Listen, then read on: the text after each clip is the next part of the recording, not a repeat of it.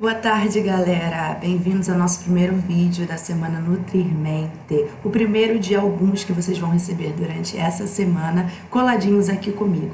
Para quem não me conhece ainda, eu sou Paula Duarte, nutricionista, coach nutricional, sou mestre em nutrição humana e tenho pós-graduação em fitoterapia, que é o estudo das plantas medicinais.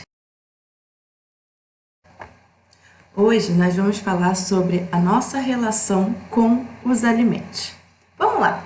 Eu tenho uma historinha que às vezes acontece muito com a maioria dos meus pacientes. Vamos voltar lá na infância, quando você era criança. Como era a oferta de alimento para você nessa época? Para e pensa um pouquinho. Nunca tinha doce, nunca tinha uma pizza, as coisas eram mais restritas, seus pais não deixavam você comer besteira sempre que você quisesse, e esses alimentos começaram a se tornar proibidos na vida de vocês. Vocês só tinham de vez em quando, quase nunca. Acertei? É mais ou menos assim que funcionava? E o que acontece quando você tem uma oferta de alimentos restritas na sua infância? Tudo isso que você vivenciou na sua infância vai se espelhar na sua vida atual, ok? Então você ainda tem as crenças de que aqueles alimentos, eles são proibidos, que eles não vão estar disponíveis sempre que vocês querem. Então, quando eles estão, você sente a necessidade de aproveitar o máximo possível eles ali naquele momento. Então você acaba comendo um pouquinho a mais, acaba comendo uma porção exagerada, porque você ainda tem no seu inconsciente a crença de que aquilo ali não vai estar disponível para você. Essa escassez que você vivia não faz mais parte da sua realidade, tá? Agora a sua realidade é outra. Você evoluiu e então a sua relação com os alimentos também precisa evoluir, ok? Como é que a gente começa essa evolução? Vamos lá. Tenho certeza que outra coisa acontece aí com você na sua vida. Vê pra mim se isso faz sentido pra você. Você normalmente considera alguns alimentos como salvadores da pátria, os bonzinhos, os mocinhos do filme. E outros alimentos você considera maus. Eles fazem muito mal à saúde. Se eu comer, meu Deus, eu vou engordar, isso vai dar ruim, alguma coisa do tipo, certo? Esse é o seu primeiro passo, então. Seu primeiro passo é parar com essas classificações nos alimentos. Como eu disse para vocês, quem tem controle agora é você. E você tem o controle da frequência que esses alimentos aparecem na sua vida. Então, se você não coloca os alimentos que você considera ruim na sua vida com muita frequência, eles não vão te fazer mal. Porque o que faz um alimento fazer mal é o excesso. É quantas vezes você ingere ele durante a sua rotina, no seu dia a dia. Ok? E os alimentos bons? Eles não fazem milagre. A gente fala muito aqui sobre alimentos que fazem bem para isso, fazem bem para aquilo, mas isso aí é só a pontinha do iceberg. É para te dar uma ajuda a mais, a você aprender a equilibrar melhor os alimentos na sua vida. Conseguiram entender? Você que tem o poder, você tem a responsabilidade sobre a frequência dos alimentos na sua vida, ok? E não existe alimento bonzinho e alimento malzinho. Vamos para a próxima etapa? Nutri, eu entendi sim. Só que, por que eu sinto mais vontade de comer os alimentos malzinhos? Isso tem muita relação lá na sua infância. E também tem uma relação de compensação, tá? Então, quando você está muito feliz, muito alegre, você quer comer um pedaço de bolo, você quer comemorar, você quer pedir uma pizza. Quando você está triste, quando você está chateada, você quer fazer o quê? A mesma coisa. Então, as emoções, elas interferem muito na nossa vontade de comer mesmo. Por isso que a gente classifica essas vontades em 3 estágios. A gente tem a fome fisiológica, que é a fome que você sente o seu estômago roncar, que você realmente fica com aquela dorzinha de cabeça, o seu corpo está pedindo alimentos. E também existe a fome emocional. O que é essa fome emocional?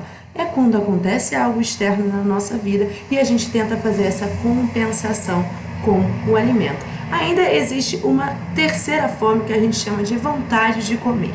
Existem muitas fases, principalmente para nós mulheres, do nosso fluxo menstrual, né? Que na TPM a gente tem vontades. E não precisa necessariamente a gente estar com fome emocional ou a gente está com fome fisiológica. A gente só está com vontade. E como é que a gente lida com isso tudo?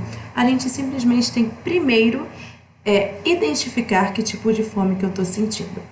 Eu tô com fome fisiológica, meu corpo está pedindo, eu sugiro você respeitar o seu corpo.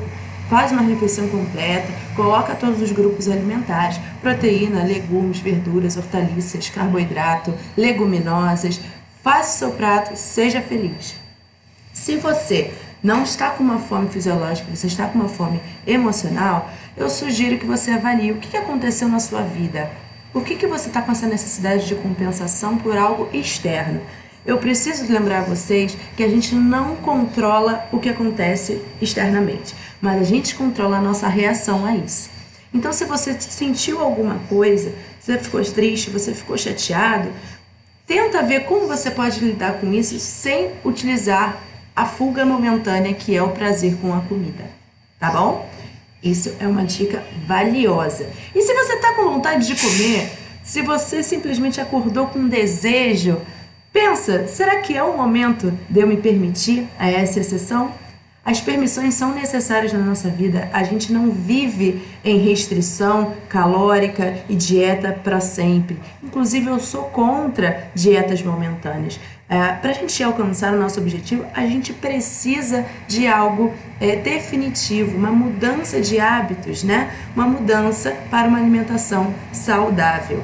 Mas voltando aqui ao assunto, será que é o momento de você se permitir?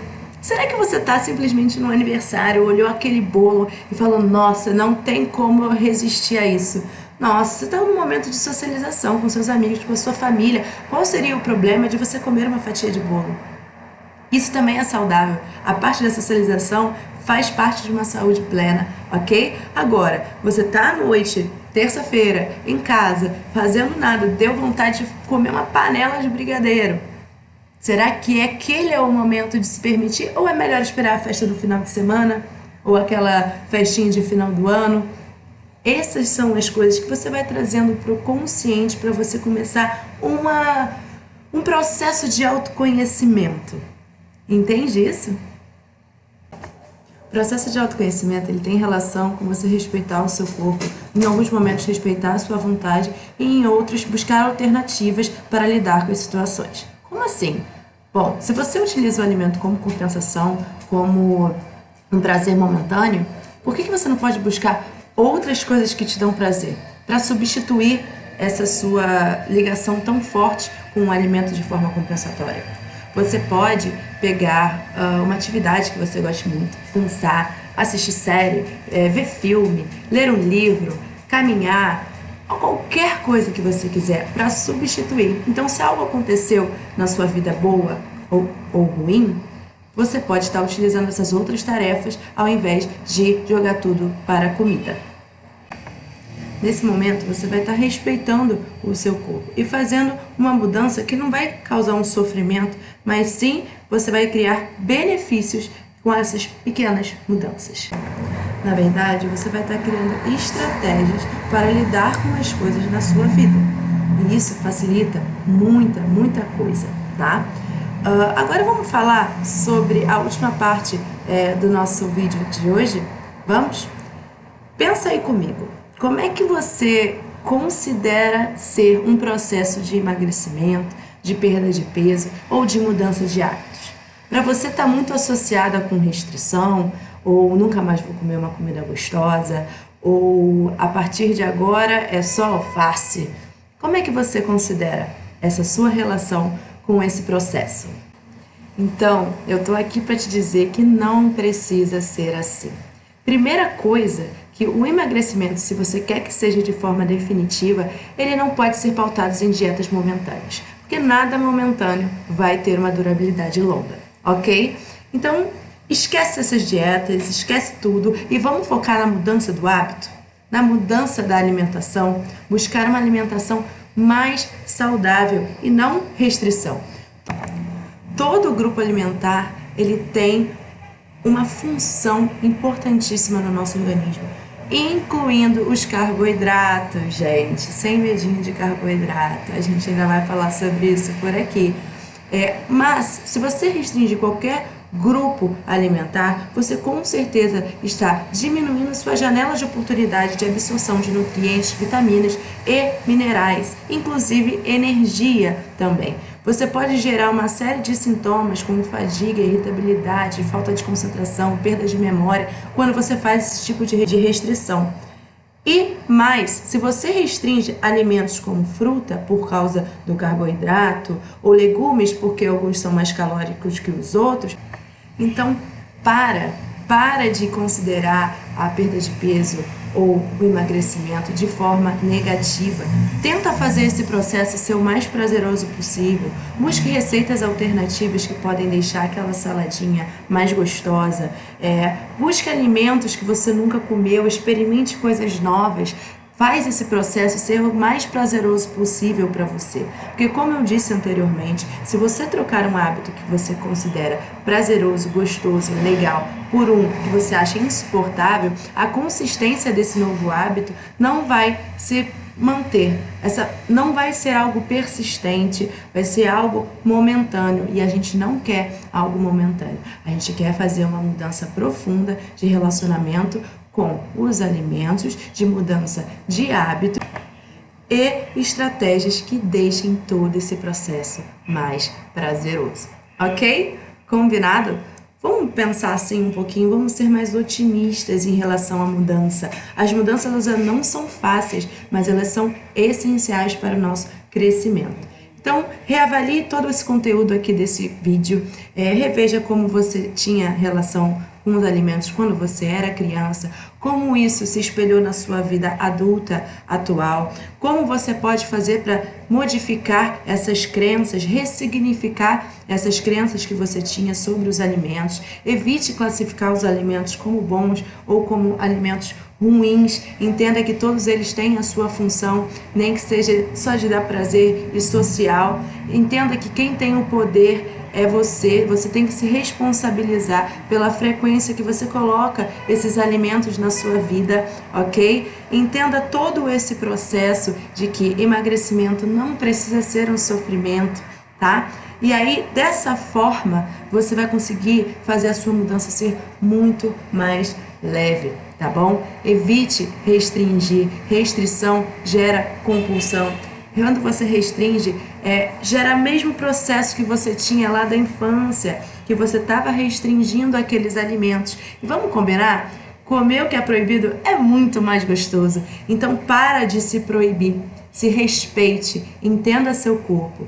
Faça e comece um processo de autoconhecimento, ok? Gente, foi um prazer estar aqui com vocês nesse primeiro dia. A gente tem muito mais conteúdo essa semana, ok? Esse foi só o primeiro passo da sua mudança, do seu autoconhecimento.